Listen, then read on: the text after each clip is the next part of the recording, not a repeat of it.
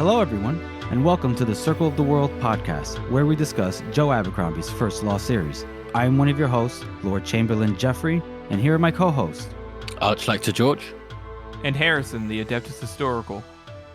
As you all know, we are covering The Blade itself, the first book in the original trilogy, and today we'll be covering the last chapter, the tools we have, and a conclusive review of The Blade itself on this episode, spoiler-free.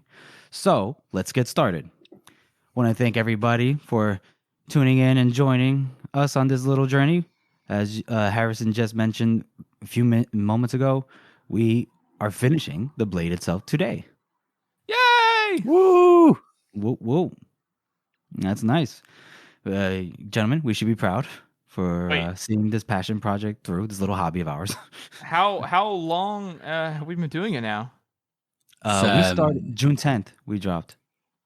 Yes, nearly 3 months. 3 months. Yeah, nearly 3 months. More than 3 months from all the editing and stuff, you know. Yeah, right. I can't tell if we're doing a great job or if we're slow as shit, but whatever. As well, everyone, just please, just to, remind you all, if you don't mind, to follow us on the social medias and the YouTubes, all that jazz, right? Should we move on? Yeah, we'll go straight to the meme of the week. Yes, best meme of the week. And we've got, would you believe it or not, guys, it's Tam Elbor again. Of course. Damn, he's back. Who is, I think, about a third of our memes of the week. So he's a god. Yeah, a god among the meme makers. And it's and then that bloody 9 guy said he just wanted to be a better man, and it's a gif of Hank Hill laughing from Goodfellas. So, which is great. Which is a good one. So thanks again, Tam Elbor, and we'll see you soon. Mm-hmm. And I especially like this meme just because it relates to our previous episode where we finally covered the first Bloody 9 appearance. Yeah. So that was great. All right, so let's move on to our first, but also last chapter read-through. And it's the tools we have. So this chapter begins with Glokta, and he's waiting to be let into a common room of a house. Turns out that it's the house where Artie lives. And her brother, as we all know who that is, Major West, has left for England. So the maid, after he hears some raised voices behind the door, the maid lets him in, and she looks scared and guilty because that's just the effect Glokta has on people. And he walks in, and he wasn't so sure what to expect from Artie, but he was surprised by the bruises. And then he put some things together from his last meeting with Major West, and he's like, but he doesn't mention them. Yeah, and this is like a big moment for Glokta. Then he's like, "Oh shit, that West is a bit of an asshole," but he doesn't pass judgment. So right, he tries not to pass judgment because Glokta does torture people for a living. Yeah, exactly. He's like kind of in his head. He's all like, well, that must have been West's fault. He was like, ooh, that's not good. He was like, but I also torture people for a living. Whatever. It's like, I can each see their it. own, that's whatever. Each their own. Goofball. So Artie starts off, she's confrontational at first. She thrusts her face out, like daring him to say something about the bruises. And Glokta tries to take steps to cut the tension. You guys want to talk about like this little interaction here? Or not? Wait, I was waiting for you. What was waiting for you? Oh, God. That was just that was a Canadian standoff there. That's what we call that. Way too polite people. Yeah, no, I like this. I like how he's he doesn't say anything. He's just like, I'm just he obviously knows what's going on. He's not going to mention it, so he's just like, mm-hmm. And he says, well, she basically accuses him of trying to control her. He's been sent by West to, make sure he doesn't fuck the wrong man and that. Mm-hmm. But Glokta's just like, nah, I don't care. Fuck who you want. Just make sure you know what you're doing before you do it. Right. I like how on this scene, he's all like waiting for her to, making sure it's like he's looking at her like kind of like a caged tiger, and he's like a little cautious, but he's also not, backing down from her or anything. He's just kind of in this weird spot where he feels slightly uncomfortable because she's so like bold. Like he could tell that she is emotionally intelligent enough to be reading him the way he is reading her, and it makes him a little put off. But also, he's not going to fall into that trap. So they both kind of bait each other at the same time. It feels like a little conversation of two very intelligent people talking to each other, and then them both having a slight tension. Because he's all like, no, I don't really care what you do, and she's like, already to attack him. Like as soon as before he even says anything, she's just like, "Well, you gonna say anything?" Basically, and he's like, "No, I don't care." And she's like, okay. Like she doesn't really believe him. I like how at first she does the thing where she curses, and that normally like it rankles the men of the society. They're very like, women can't talk like that, and Glocta finds it funny, but then he goes into his like very like tropish tragic backstory. He's like, I was in the prison of the Gurkish Emperor for 2 years, so harsh language is you're gonna have to do better than harsh language. And then he does his smile that freaks everybody out, but then she smiles back at him, and he's like, oh, it's a little bit disarming. So he tries a different tact, and then that's what you guys are talking about, right? With the I don't give a shit who you fuck, and then she's like, interesting. You're right there. And then they understand that. Well, what did they say? That the clumsy types should stick I love how she does line. that. She does that. Oh, I fell over, and he's like, "Yeah, I'm such a fool. I knocked half my teeth out and hacked my leg to a useless pulp." Look how clumsy we both are. I really like that line from him too. It's like they're the kindred spirits, and they both know that somebody else did that to them, but they're not going to talk about that anymore. They're just like, he's like, it's like a measure of understanding that he shows her without bringing it up, and she appreciates that. That's why she's like thinks about it for a minute. She's like, okay. Yeah, for sure. And then she's like, oh yeah, we should stick together, I guess. And then we cut to some time later, and Glocta is now waiting outside of Archlector Salt's office. And Practical Vitari is there too, and she's chilling in a chair. More like recovering from her brush with Logan and Pharaoh. We have a meme about that. I think it's at the top of our website as well. I think it's our first meme. It was one of the first ones, yeah. And so yeah, that's on the website. It's circleoftheworld.com. Nice if you guys there. go to the meme of the week, you'll see Vitari not Vitari herself, but a meme of Vitari just laid out. Yeah, she's all bruised and bandaged. It's great, right? Well, he goes into extreme detail on how she's laid on this chair, and it's kind of funny that he goes that much into how she's sitting on this chair. And then the secretary gets up because Glocta is called into the office. He opens the door and he walks into Salt, just basically tearing Superior Goyle a new asshole for the mayhem that was caused in the previous chapter, right? Glocta's loving the whole thing because Salt is just like, how many practicals? How many? And he's like, 20. And then he's like, how many of them died? He's like, what, 7? And then he's like, how many injured? 8. He's like, 8. He's just like repeating and screaming. And he's like, and how many were there? Like, how many of the opposing party, you could say? And then Gore's like, well, in total, actually, there's 6. And he's like, I heard 2, you motherfucker. And I love the delivery from Stephen Pacey here as well. Salt is one of the best voices in the trilogy. For sure. The way he was getting so angry, how Pacey was bringing him to life, it reminded me of John Hurt's character from V for Vendetta, the Chancellor. Yeah. They need to be reminded why they need us. This is unacceptable, Mr. Cretin. Yeah, exactly. So had that kind of energy, and oh man, he basically took a proverbial dump on Goyle's chest. Do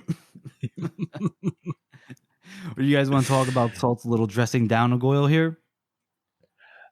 No, I think it's good. I love. Go ahead. I was just gonna say, you guys covered it perfectly. I just love how he is. It's like you have that manager, which we always refer to Archlector as like some kind of bad boss, where he is entirely reactive in the situation. He's not actually trying to teach Goyle anything. He just wants to show him how mad he is. It's like just another bad classic boss move that he's doing. Just I'm angry. Look, can't you say how angry I am? And it's comedic, but my God, even Goyle is like, okay, this is ridiculous. Yeah. That's true. And then Salt sends Goyle out. He's get the fuck out of here. And Salt turns to Glokta, and Salt is still angry. He's like, "You find something funny?" Because Glokta is like trying to not smile, obviously, because he loves this. He hates Goyle. And, yeah. And I love that Goyle looks back at Glokta too, and is like, "You son of a bitch," even though he had nothing to do with it.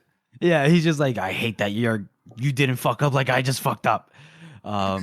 But Salt does give Glokta some shit with the whole like keys, seed. What the fuck? Why'd I listen to you? It's like, bro, you're the boss. You gave the okay for the whole play to get turned around on you just got your ass shown to you, basically. I find it interesting that he's only like confronting him about this now. Yeah.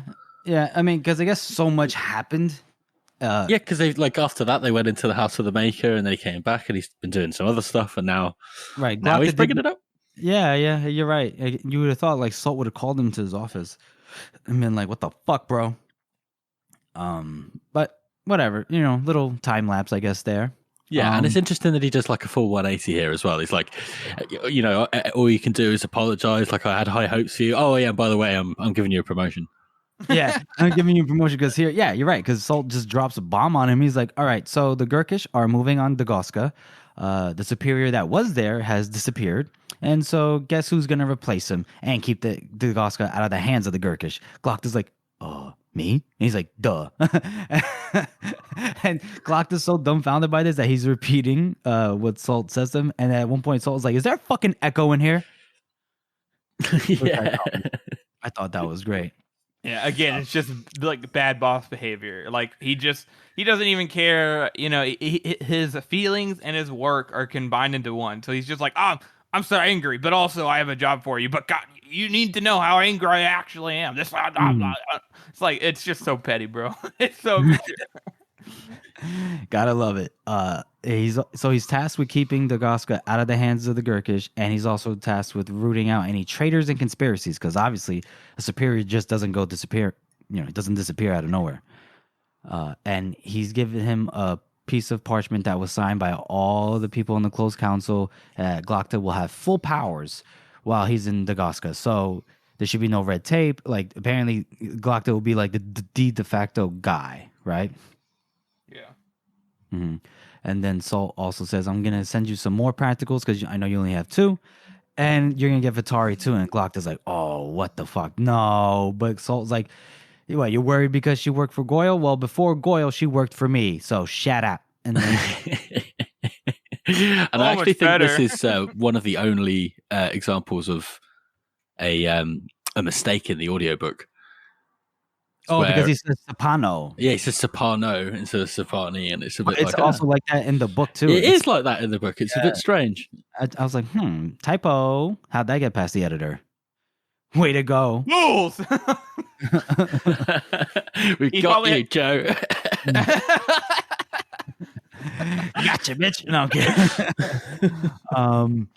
So Glokta obviously is stunned by all of the developments that just occurred in the last few minutes of his time in the Archlector's office, right?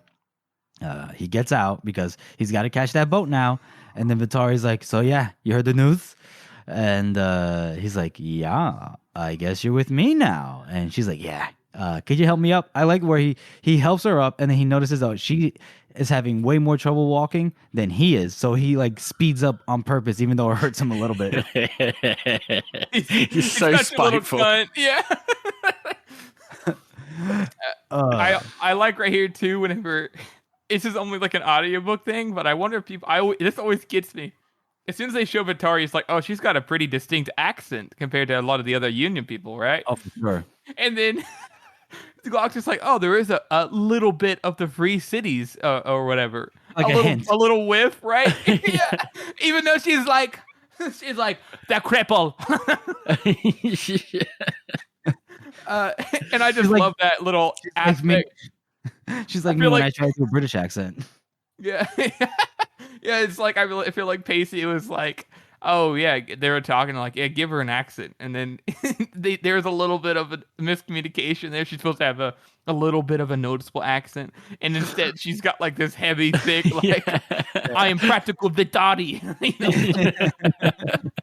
I just love that aspect of it, and then they just maintain it the entire rest of the series. Oh, they do. I can't wait. I think way later on, there's another character who meets her, and they're like, "Oh, she does have a little bit of an accent." That's got to be like a running joke. I love that. It's one of the weird accents as well, because I genuinely can't identify what it is.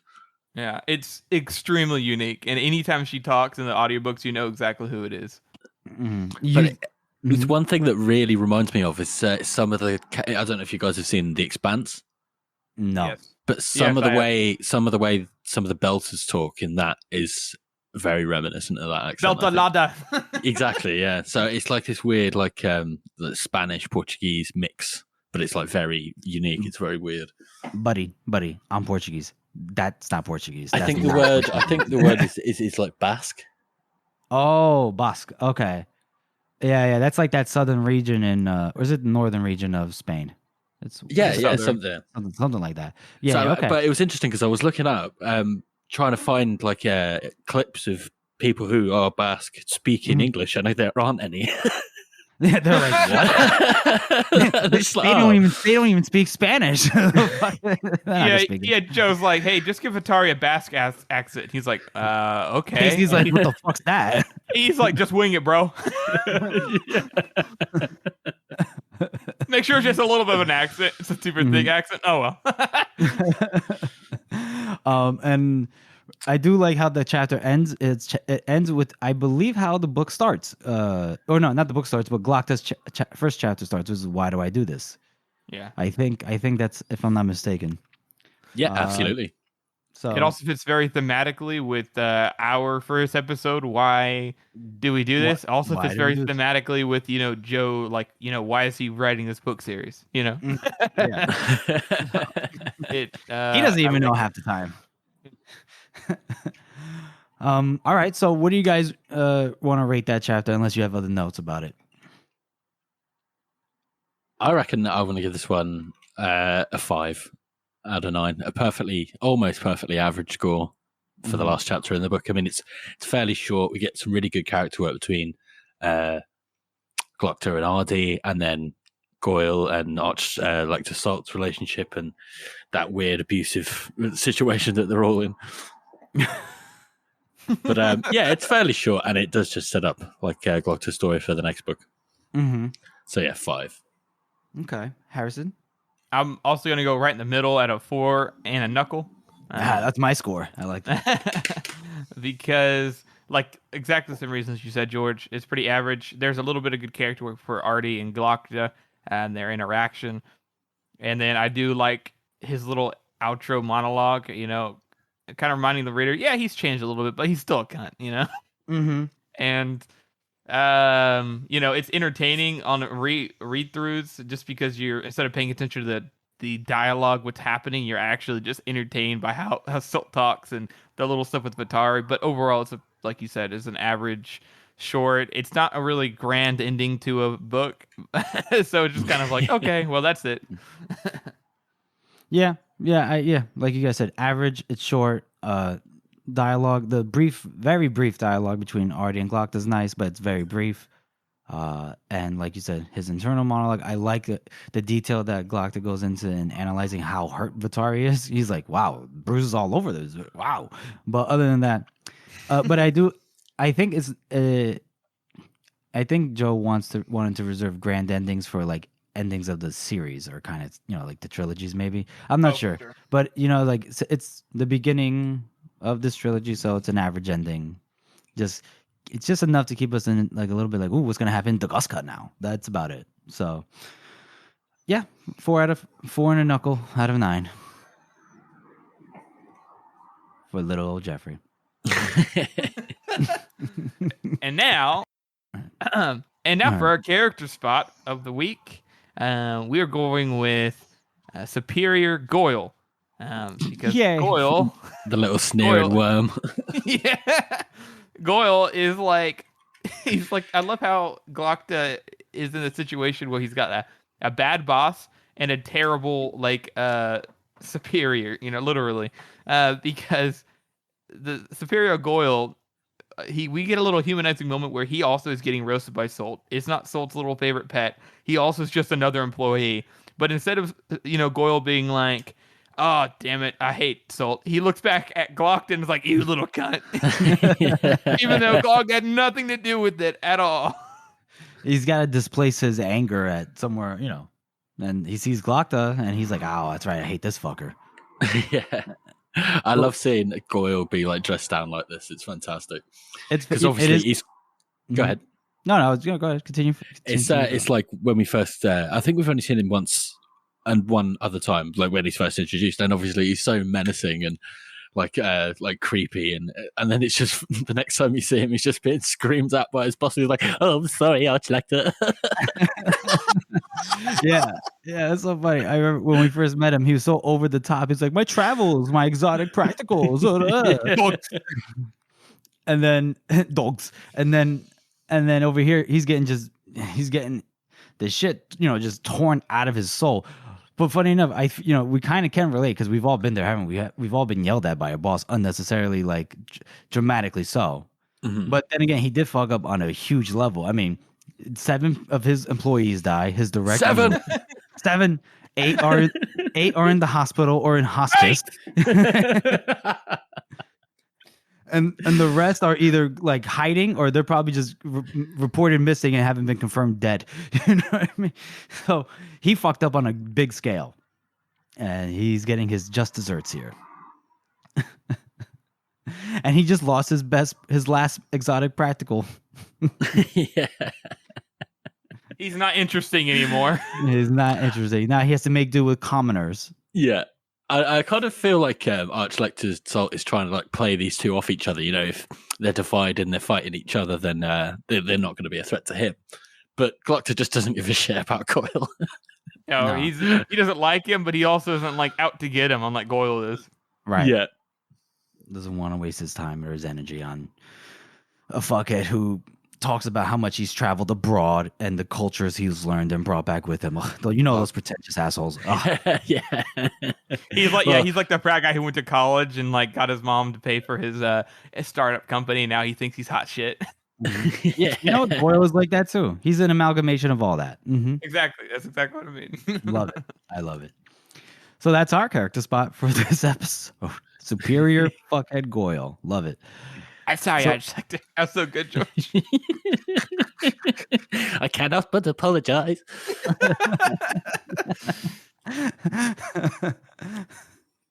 But sir, you should have seen the Northman. He's crazy. Oh, all right. So let's move on to our next segment, which here we're just going to do a spoiler-free review of the blade itself, like a bit of a mop-up. Right, Harrison? Yeah, we'll do a little review here, and then we'll go into some announcements along with the community interaction segment. Uh-huh. So you want to lead off on the blade itself? Yeah. We did it, guys. We did it. We did it. Yay. So the way we're going to rate all the books is, obviously we have 9 out of 9 fingers. And I know we have 10 books, including sharp ends, but we'll figure out sharp ends later. Right now, we are actually going to place each book 1 to 9 on our scale. Well, of course, it's each going to be different, and we are allowed to move them around as we go through because us reading it this in depth, chapter by chapter with other people, it makes us have different views on different aspects of the book.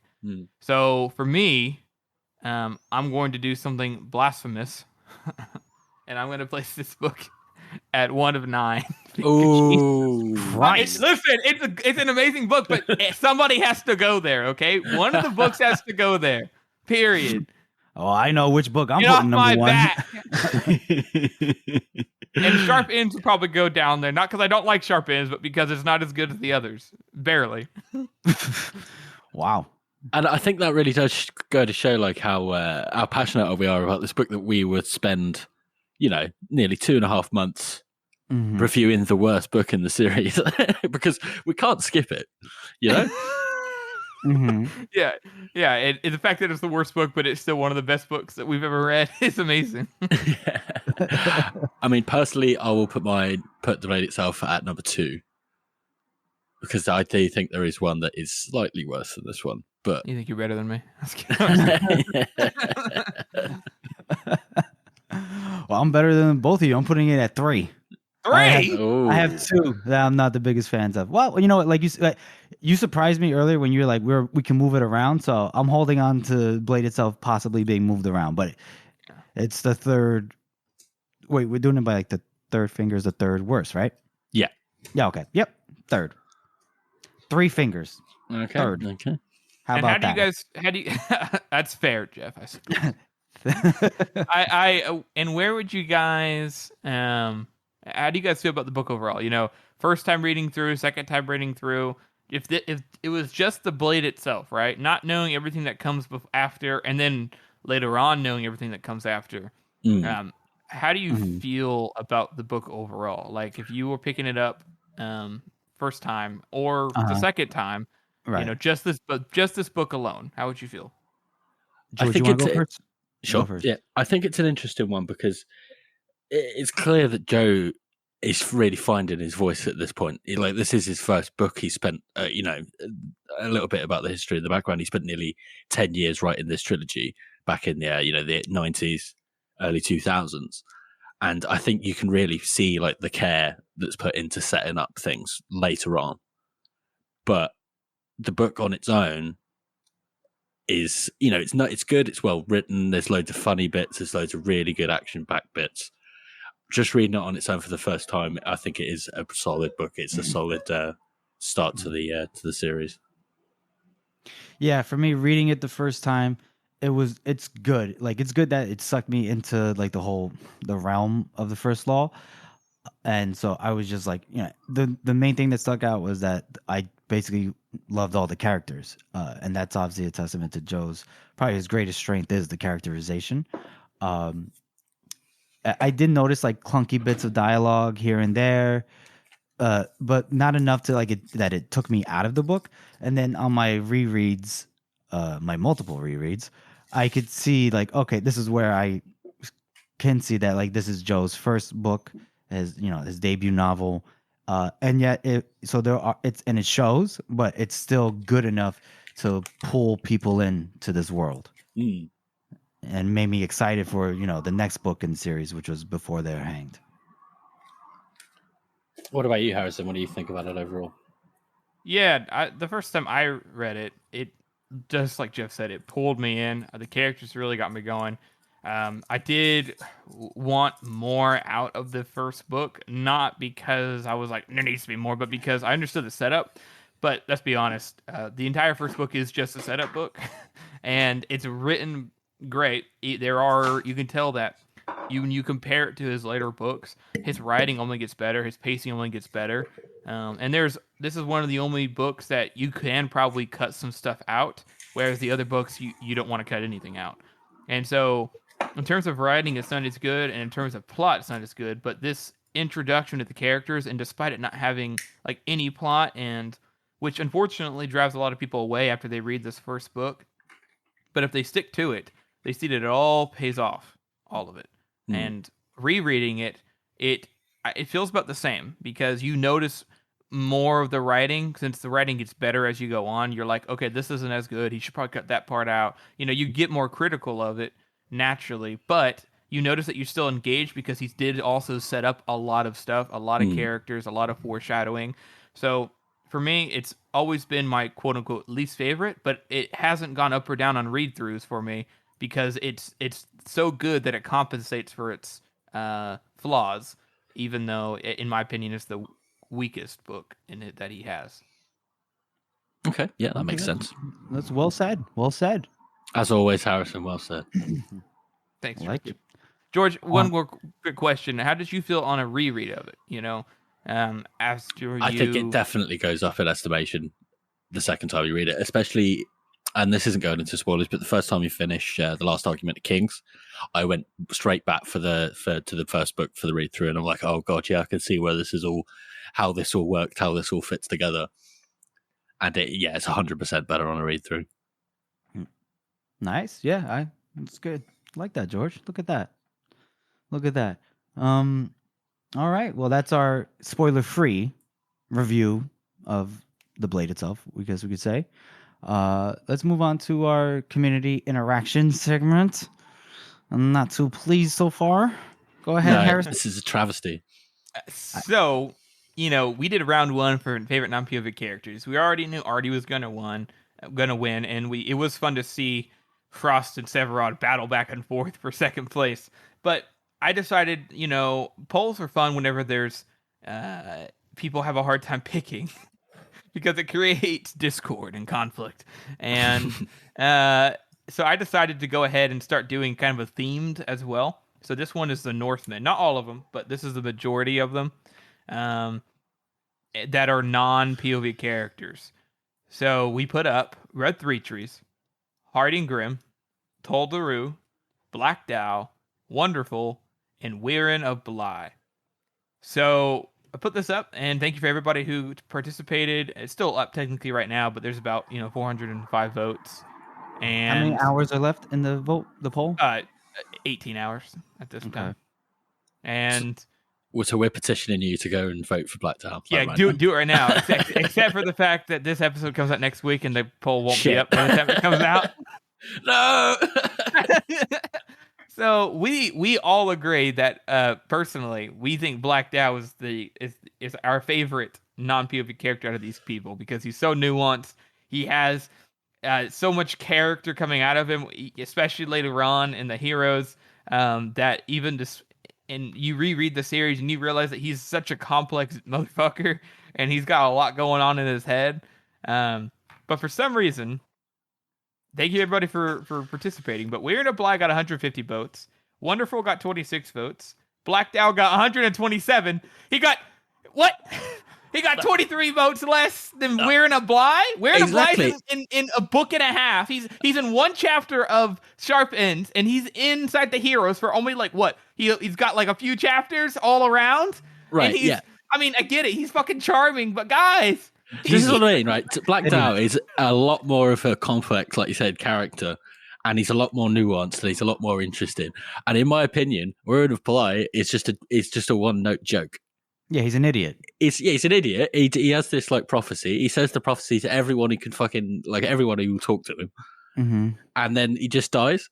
Yeah, and it's it's a joke, and it's it was a really good joke, and it's really tragic and climactic, but it is just a one joke. Seriously, but the guy, he could swing a sword pretty well. Good for him. Yay! Clap, clap, clap, fuckhead. And he knows he learned how to make a sandwich. Good for him. But what? A cheese trap. Cheese trap. And it's like if Costco won the vote, but he'd only been inside of before they hanged.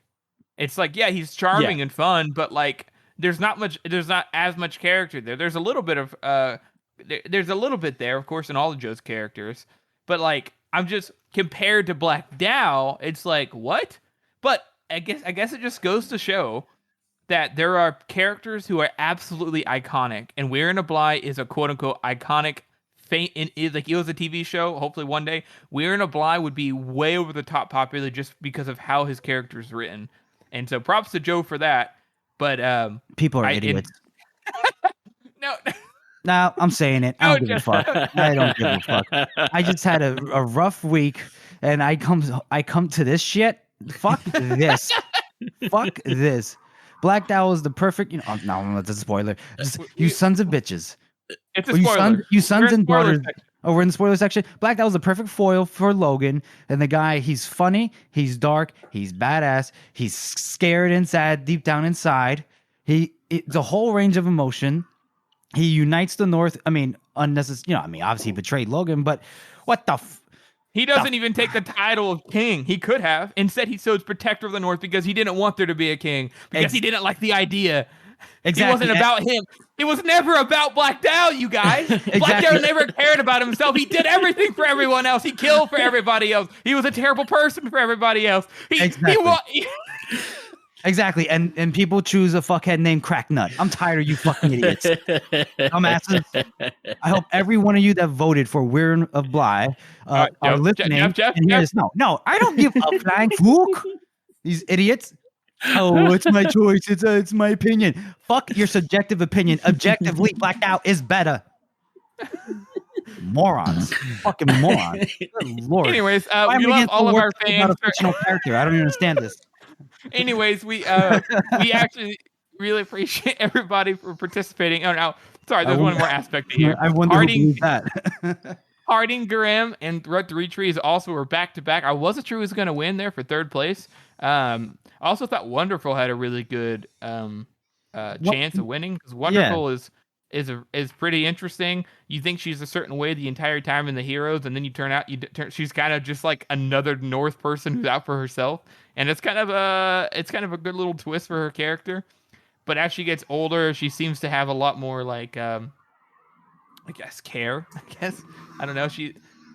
I like her. She's good, and she dies tragically. Yeah, I thought Wonderful.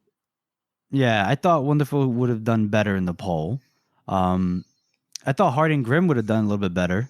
Tolduru, I love him, but like I think we can all agree that like if we get a POV from him, he's probably just thinking about food or something, or just like or ale. Yeah, you know, I don't think there's gonna be much there. He's one of the few one-note characters in the series. But I will say there were some good comments about him basically saying how they like his character because he really changed how they viewed what happened, how they viewed the series, him dying. They really liked how he was so kind and then dying. And so definitely there is a note for that. Three Trees barely lost to Harding Grimm, which I think is fair because Three Trees is a pretty interesting person, but he also dies kind of early on, and I feel like you miss out on a lot of his backstory. And Grimm's you get hints of it. Yeah. George, you have anything to say about the poll here? Yeah, I was actually quite surprised that Tolduru got that few votes, just because he's he's relatively wholesome for the Northman. You know what I mean? He's a big angry guy, but he's just a big softy, you know? Yeah, he's a big teddy bear. So yeah, but I do disagree with the way that people, you wouldn't say that it's of Tolduru's character, the way that he dies and the way that he interacts with the plot in that way. But it's less about his character and more about how he affects the plot. Exactly. Yeah. But the but still, Harrison, can we rig the poll so that Blacked Out just wins anyway? Is that something we could do? Yeah, I could just lie. Be like, actually, Blacked Out won. What are you guys talking about? We can just lie. Just hide the results real quick on the poll on Reddit or something. Either that, or I swear to God, I'm sabotaging Weiren's next round. I'm gonna straight up fucking create thousands of fake accounts. Well, again, it just goes to show a character or a person who is charismatic and on the surface seems to be just so cool. Is always going to win over people who have a lot more going on inside and are looking out for other people more than themselves. Okay, so wow, you're so deep, bro. Damn, bro. But I mean, I get Weiren winning. I thought it was a high possibility, but I really thought that Blacked Out was just going to barely win. I thought Blacked Out was going to sweep this shit. That's what I thought. In terms of comments, it looks like We're in a Bly won also because people were scrolling through like, oh, I love We're in a Bly, and click We're in a Bly. Because a lot of these people who scroll down, they're like, what? Blacked Out? I love Blacked Out. How is he not winning? Blacked Out should be winning. Yeah, I thought the majority of the comments were in favor of Blacked Out, and they were like, what the fuck? Yeah. I think people voted for We're and didn't want to comment. You know what I mean? They're like, I'm just gonna keep my opinion to myself. Well, I'm shitting on it now, so I think this comment from Baladin Stormcurst just kind of sums it up. It's greatest general leader who won countless battles against the Union, or one cheese trap boy with a big sword. Exactly, that's exactly what it is. Whatever. But still, it was a lot of fun to see this one. This one was more conflicting. Next week, or when this episode comes out, it'll be the Magi. I'm gonna do all the magic users that I can fit in there that don't have a POV, which is all of them. So we might have to split it up a little bit, but it should be exciting to do and see who wins. There's gonna be a conflict on one of them, so I'm excited to see. Yeah, what happens. Awesome. So then that was our community interaction segment. That the results of that poll are just wrong, but whatever. We'll move on to some announcements before we hit the end of the episode. Yeah, so we are going to be taking a short little break from the books themselves. And for the next 4 weeks, obviously, we're going to do our spoiler section because it's the end of part 2, end of the book. So we're going to do a spoiler episode. Week following, we're going to be recording and having a special interview, talk about memes and the history and blah, blah, blah, with Sir Spaceman from the House of the Meme Maker, who we have been talking to since we started all this. And we're pretty excited to have him on. And then the next week after that, we'll have another Redditor, the Bloody Niner. He comments a lot and stuff, and he is going to be coming on to talk about the future of the First Law series and possible stories and paths that the story could take us. And then we'll also that next week we'll be doing a special episode with another viewer of ours who is going to be talking about the female characters in the series up through Best Served Cold, which should be a different aspect that we lack. So we're excited we're excited to talk about that different aspect of the series. And then after that, we'll go back into the book series. So we're just gonna break it up here, do some interactions with you all, and when we finish before they hang, we'll do the same thing. We'll get some of you guys to come on the show and talk to you guys about a certain aspect or a subject you guys want to talk about the First Law. Also, we put up a poll on Reddit to see what kind of games would be fun to live stream with us, whether it be me and George, just me, just George, Jeff, all of us together, to see what you guys would like to see us play. It looks like a role-playing game won, and not saying we want to play other games, and this isn't going to be obviously the main thing, but every now and then we might jump on a Saturday and do a fun live stream, but we're going to try to role play as some of the First Law characters. So if you guys have any ideas for which characters, just message us and let us know which characters, which games. Right now we're thinking something simple like Skyrim. That way we can do whatever the fuck we want. But that's just a little bit of announcement that we hope to do here in the near future, maybe next weekend. Great. Awesome. Does this mean I get to role play the Bloody Nine in Skyrim? Yes. Beautiful. Yes. Okay. Alrighty. Jeff, you need to get Skyrim. Okay, I'll work on getting Skyrim and all that jazz. It's not compatible though. That's the issue. Is it not? I don't think it is. We'll figure it out. We'll figure it out. Yay! It's awesome. Yeah, it's going to be interesting talking to you guys. Yeah, can't wait. Can't wait. Except those who pick Weird and Black. Except for those. I swear to God, if you pick Weird and Black, I'm canceling the scheduled interviews. That'll be our first question. And you come on like, who'd you vote for on that poll? if I just hear, oh, I'm like, you're out, get out. Don't even listen to the podcast. Oh, but he makes sandwiches. No, that's it. That's our show, everyone.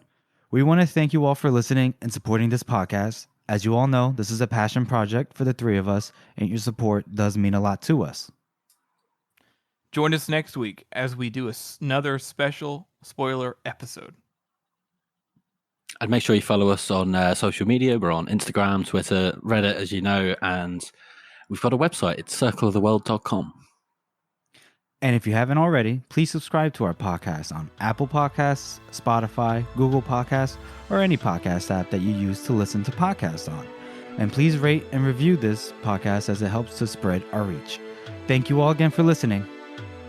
They'll be back, you cretin!